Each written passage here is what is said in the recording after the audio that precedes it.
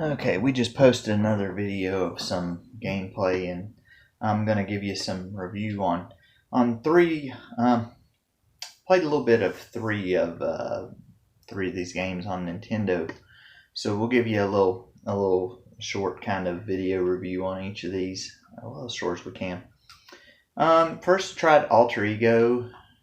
Um, I'm gonna read what it says on the screen so that you guys actually know the story of it without having to look. You control a hero who has a phantom twin as alter ego. When the hero moves, the alter ego moves too in a mirrored fashion. In some levels, the movements are mirrored horizontally, and other ones they're mirrored vertically. You run as alter ego a limited number of times in a level. This is an interesting game. You hit A or B, and it switches from a clear version of a person to a solid person of a person. Well, a solid version of a person. And what happens is you have to collect the little. I'm not sure what they are in the level. They're little dots. You have to collect those. You can only collect the purple ones with the solid character, and then you have to collect the green ones when they start having some green ones. You have to collect those with the clear character, the clear version of that character. And when you hit buttons, they switch places where they are. There's enemies, there's bridges. It's kind of a puzzle game, and that's basically what you do. Is you go up through there and you just switch in between them. First couple levels start off with just the purple ones to collect. The other levels start off with the other ones. The original version of the character is the one that you have to watch out for the skulls. You have to watch out for if they fall or something like that, because that character is the one that if something happens to them, they die. So you have to be wary of your original character. That way something like that don't happen. I apologize if back here, if the window keeps turning the phone to like a dark color and then back to a light color. I'm trying to sit here so that it doesn't do that a whole lot, but it's still doing it. Okay, so we tried. Overall, it's a good game. If you like puzzle games, and I like them pretty good. If you like puzzle games, it is a game that maybe some of you could try out and see what you think of it. It's not. It's kind of an easy to pick up and play. Not really, I guess, easy to master, as with most puzzle games are not. The second game we went over is Amagon. Your mission is to investigate a dangerous monster-infested island. As Amagon, you begin the game with only a machine gun and a limited amount of ammo to protect yourself from the inhabitants of the island. The gameplay is an arcade-style platform with 6 levels, each with a variety of creatures and a large boss at the end. When you destroy an enemy, a power-up will sometimes be left behind. Collecting them can give you extra points and extra life, more ammo, or a mega key. If you have enough points to collect a mega key, you can transform into Megagon. You're larger, can jump farther, have increased strength. Each time a creature injures you, you lose points. After you lose the points, you turn back to the original character. Not too much to say about this one. It's a platformer. There's a couple of things that I don't like about the game. Number one is you have a limited amount of ammo. I don't like that. I mean, yeah, you can find ammo and you can shoot down enemies and they'll give you more points and more ammo and things of that nature. But I don't like to have to kind of also watch a counter. Another bad thing about this game is you get 3 lives to start out with. If you die using those 3 lives, as far as I know, it takes you back to the beginning of the game, and that's kind of a problem because there's no password or continue or anything like that. The only other problem I have with this game is one hit kills you by anything. It's not a bad game. Those 3 things bother me about it, but it's not a bad game. It's an okay game, but like I said, the having to watch how many bullets you have, being able to only use the lives that you have, which most games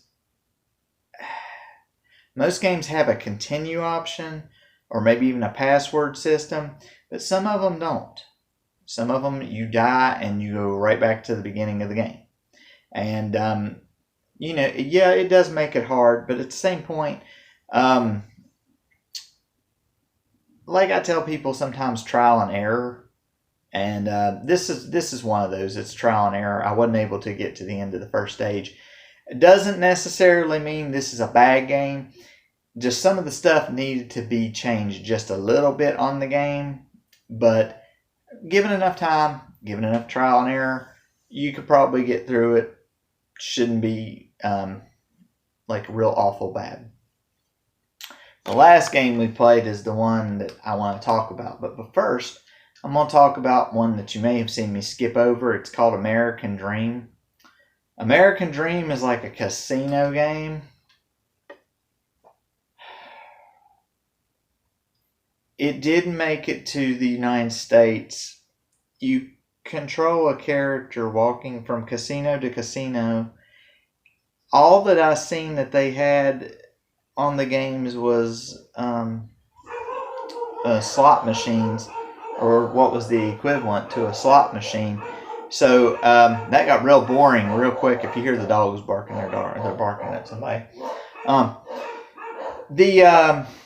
You have the slot machine, and that's all I saw was the slot machines out of the different areas I went to. That's all I saw was a slot machine. It kind of does like a role-playing game too, because you get into a battle. You can get into a battle on the overworld, and it's just random encounters, and you play like a little mini game that's kind of like a gambling thing. That's probably why it didn't reach North American shores, is because Nintendo was very family friendly. Didn't want you to have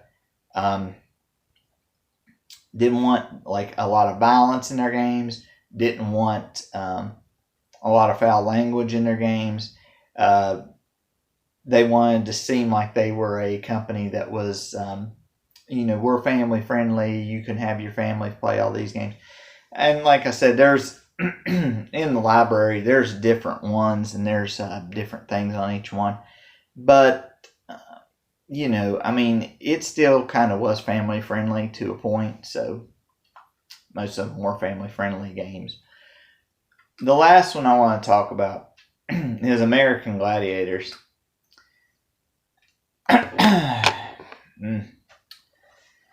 For those of you that remember the TV show, I don't need to tell you what it's about. For those of you who don't know what the TV show is, or didn't get to watch it, or still have not seen it to this day, there used to be a TV show on that was called American Gladiators. And they'd have different people that were the gladiators. Some of them were like, there was like female ones that were ice, gold, lace. And then there were men ones that were like Nitro, Gemini, and Turbo. That was another one. And I think Laser. But anyway, they had men and women. Two men would compete against the gladiators, the men I just listed. Two contestants would compete against those gladiators, and then the two females that they had picked out would go up against the gladiators, the female gladiators I listed.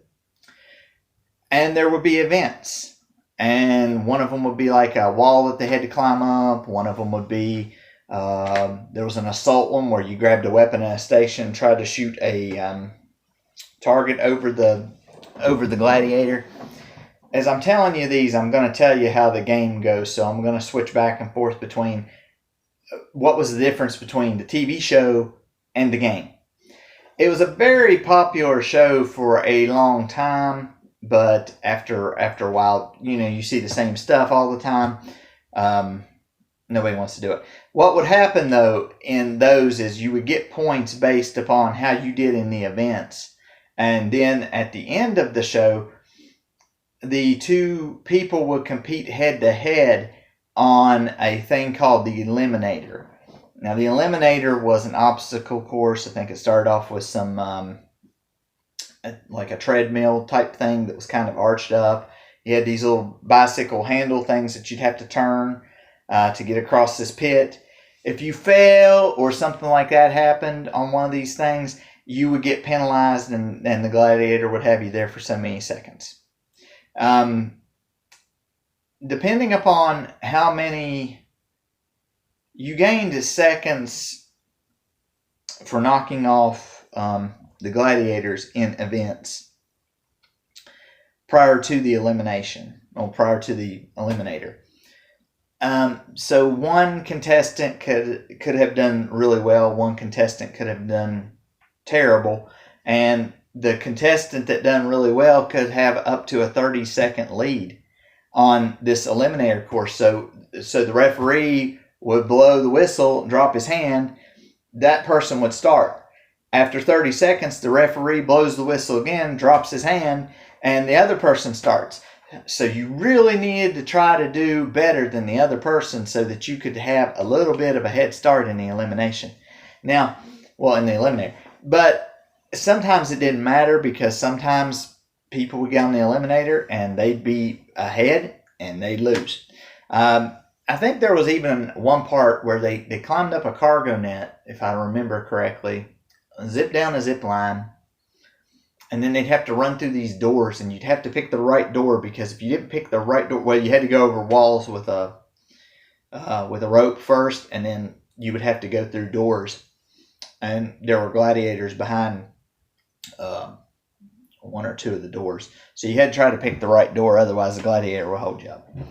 And you were supposed to get to the start finish line. So let me explain to you. I'm not going to go into great detail because I don't remember exactly how many events there actually were. But what happened was, like on here, there's Powerball. You run, and you have to run from end to end. Like whenever you grab the ball, and you go and you put it in the canisters, and each one that you put in a canister gives you points and everything. So they gave you a set amount of time, and you were supposed to try to put the ball in the canister. There were 3 gladiators. One controlled the middle canister, which was worth the most points. And then 2 other gladiators controlled the other 2, which were less points. 2 on one end and then 2 on the top end, as you can see whenever I'm playing the game. If you get the ball, you're going to try to put it in one of the top 2 first. If you get the ball knocked away from you, you have to go to the other end of it and get the ball down there and then do it. I distinctly remember, I think there was more than 1 or 2 balls per rack on the game show, so that if you had a problem, you could go back and get that one. So that might be a little bit different. The next event is Human Cannonball. Human Cannonball on the show was you swung on a rope. The gladiators would have like a shield thing in front of them. You would try to swing into them like with your feet or whatever and try to knock them off the platform. And, they'd try to remain standing.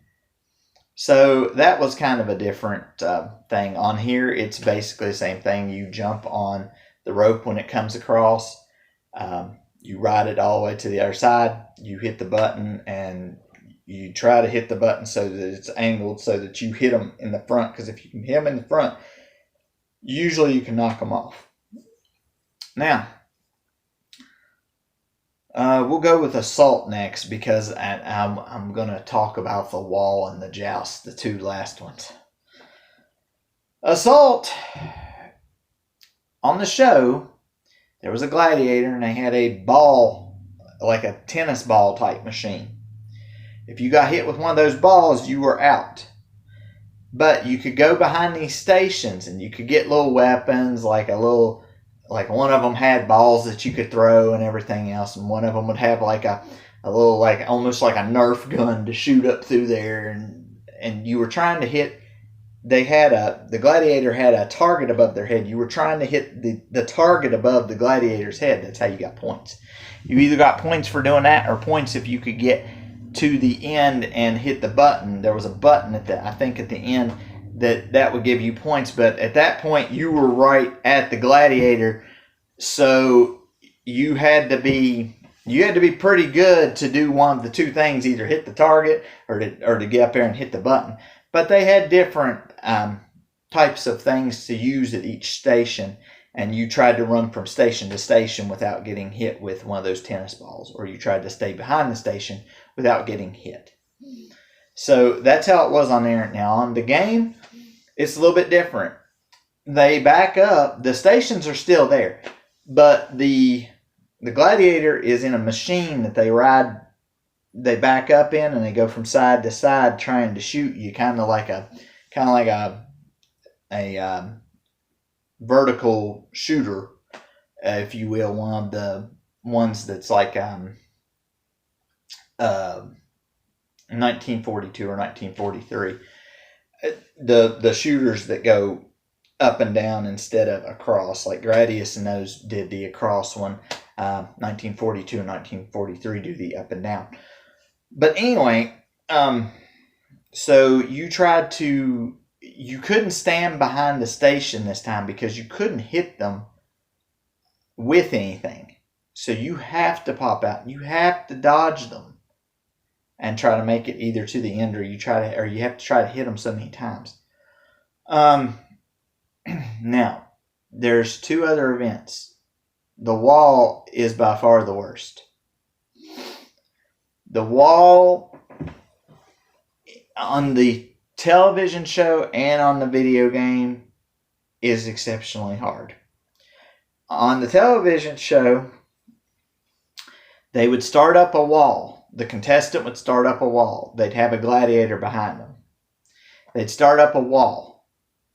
This wall had places to put your feet, places to put your hands as you tried to climb this massive wall. And they were strapped to bungee cords, and so were the gladiators. The gladiators would start when the referee blew the whistle again, maybe like 10 seconds, 10 to 15 seconds, or maybe not even that, after the competitor started up the wall.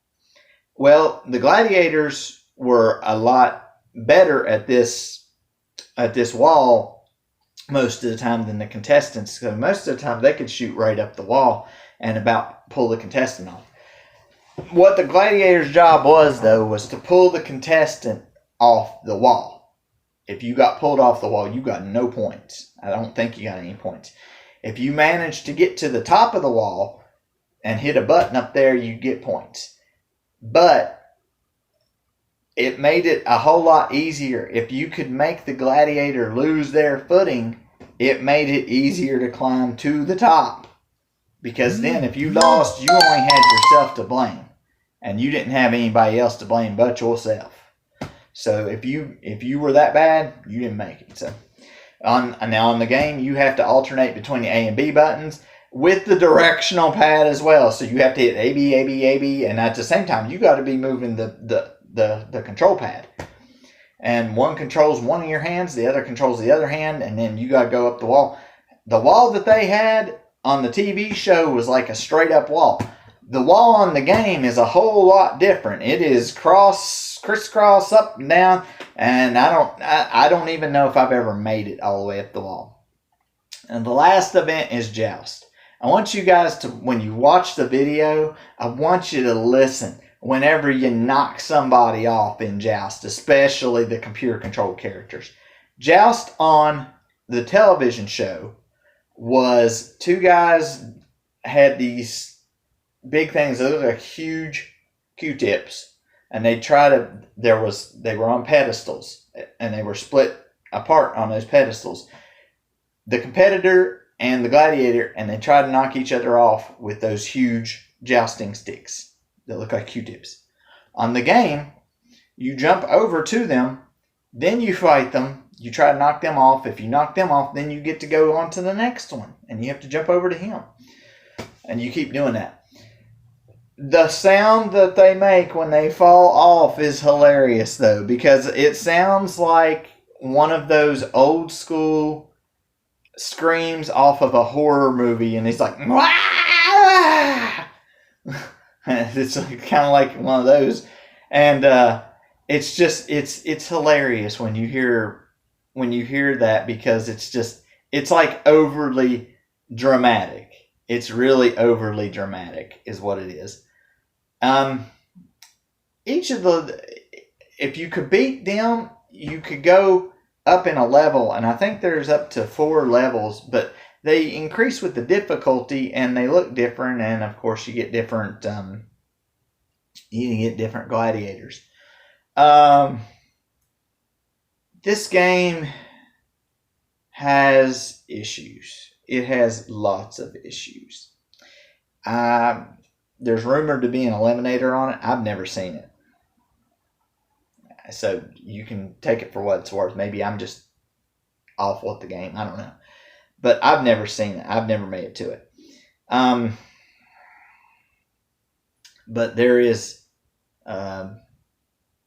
it is very, very difficult. You can play 2 players against each other.